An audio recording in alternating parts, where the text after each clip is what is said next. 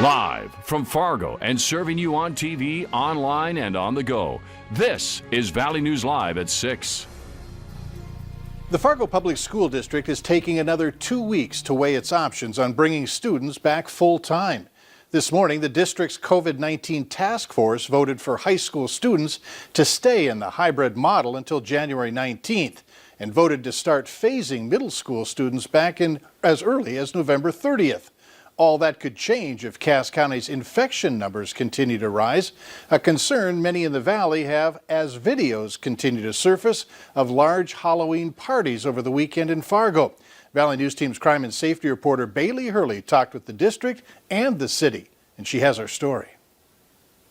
These are the videos many woke up to on social media Sunday morning, showing downtown bars packed with unmasked partygoers after 4 straight days of over 1,100 daily COVID-19 cases. This all while both West Fargo and Fargo public schools are trying to re-enter their students back into the classroom full time. I feel that schools are not valued in our community, or we're not supported, because even if schools were to go distance or we were to reduce the time students and staff are in our schools, our community around us continues to be open. Superintendent Gandhi later clarified while he does not want the city or businesses to shut down, more needs to be done by community members when it comes to slowing the spread. If we want to prioritize schools, we got to try to get these numbers down, because it's counterintuitive to see numbers in our county go up, but then say, hey, should we start bringing more kids back? And that's a challenge that we're facing, even though the data is showing that we're not spreading within school to school, but there's people that are getting exposed outside coming into our schools. A sentiment City of Fargo Mayor Dr. Tim Mahoney echoed Monday afternoon, saying at the end of the day, opening schools back up comes down to personal responsibility, specifically over the next 2 to 4 weeks. Right. I'd like to have my son back in school 5 days a week. So if we can all work vigorously on this and get the numbers down, hopefully kids can go back to school. Mahoney says he's since spoken to the owners of these bars, saying things like this won't happen again. Adding the city attorney's office is looking into consequences local businesses could face for violating Cass County's orange risk level rules. There could be a fine involved. There could be a temporary shutdown of the business for a while. You just have to look at the different options we would have. And so we will research that and see. Adding the new rules could go into effect as early as the next commission meeting on November 16th. In Fargo, Bailey Hurley, Valley News Live. Since the start of the year, 255 students have tested positive within the Fargo School District. Superintendent Gandhi says data shows most students are not becoming infected inside the classroom. However, there's no specific data on where each case originated. What a great start to the work week from a weather standpoint, and the way it sounds, things will only get better. Hutch is here with details on tonight's weather planner. Hutch? Thanks so much, Mike. Beautiful conditions after a very windy weekend, and boy, we've had a cool stretch of weather as well. That all gone heading into the evening. Very little showing up on the satellite or radar. Winds are between 5 and 10 miles per hour for all locations, southerly or westerly. We've slipped back into the 40s for many of our northern and eastern counties, still holding on to the low 50s though here in the valley. And your forecast for Fargo tonight shows temperatures will be slipping back fairly quickly into the low 40s and upper 30s late tonight. Quiet weather and quiet winds for a change.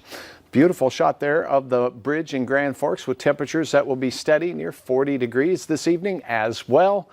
Coming up, we'll talk about how long this mild stretch of weather lasts. We'll talk about what you can expect as you head to the polls tomorrow on Election Day. And we're watching a big storm that could impact our weather. It certainly will bring some change. We'll tell you when in a moment. Usually does in November, right? Yes. All right, thanks. Several people from Fargo have been arrested on federal robbery charges. 20-year-old Harley Haugen and 21-year-old Jordan Kraft have been indicted for conspiracy to commit robbery and robbery. The indictment alleges from May through June of 2019, the two posted advertisements on Skip the Games that promotes prostitution. The defendants sought to take advantage of customers that they believed would be unwilling to go to law enforcement if they were robbed. Several of Haugen and Kraft's co-defendants have been indicted in North Dakota and are awaiting trial. We're learning more about a local shooting over the weekend. Fargo police say the incident in the 800 block of 12th Street North appears to have been accidental. A recommendation for reckless endangerment charges have been forwarded to the state's attorney's office. The victim did sustain a non-life-threatening injury. We now know the name of the man who was found dead in the Red River on Friday. He's been identified as 63-year-old Terry Melting. He was reported missing out of Fargo. The body was found on the Minnesota side of the Red River, just off of 52nd Avenue South. An autopsy is being done to determine the exact cause of death, but authorities don't suspect foul play. Tomorrow will be a big one as we follow the high-profile races in tomorrow's general election. Obviously, the main event is the race for president.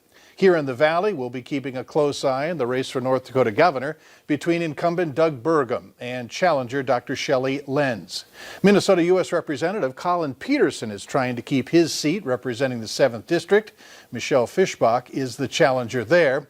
U.S. Senator Tina Smith and challenger Jason Lewis are facing off for a Minnesota U.S. Senate seat. The outcome of the presidential election will likely hinge on a handful of swing states. So what states are we watching, and why do they have that swing state status? Valley News Live's Washington Bureau reporter Ted Fioraliso breaks it all down.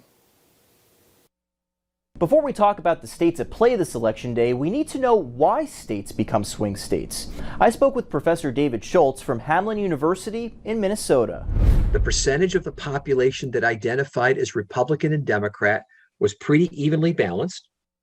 There were a lot of people who claimed to be undecided voters, and these are centrist states. Schultz is watching 7 states this election day: Arizona, Florida, Michigan, North Carolina, Ohio, Pennsylvania, and Wisconsin. All went for President Trump 4 years ago. Schultz points out the number of swing states doesn't change very often. I'm going to say maybe 1 or 2 at a time, so it's not completely unpredictable. But the states marked as swing do change. It's demographic shifts relative to demographic shifts in other states. Schultz believes reliably red states, Arizona, Georgia, and Texas, are on the cusp of becoming swing states. I wouldn't say flipping once makes you a swing state. Lots of things can happen, but the fact that, let's say, if Arizona were to go Democrat this time, this certainly means come 2024, that's going to be the center of a lot of campaign activity. Schultz says if Joe Biden wins Texas and its 38 electoral votes, it would be very difficult for President Trump to win re-election. In the Washington News Bureau, I'm Ted Fioraliso. A key state for President Donald Trump to win is Ohio. No Republican since Abraham Lincoln has won the presidency without winning Ohio. Political divisions on the state and national level are reaching historic highs, a survey finding the majority of the country believing their most stressful day of 2020 hasn't happened.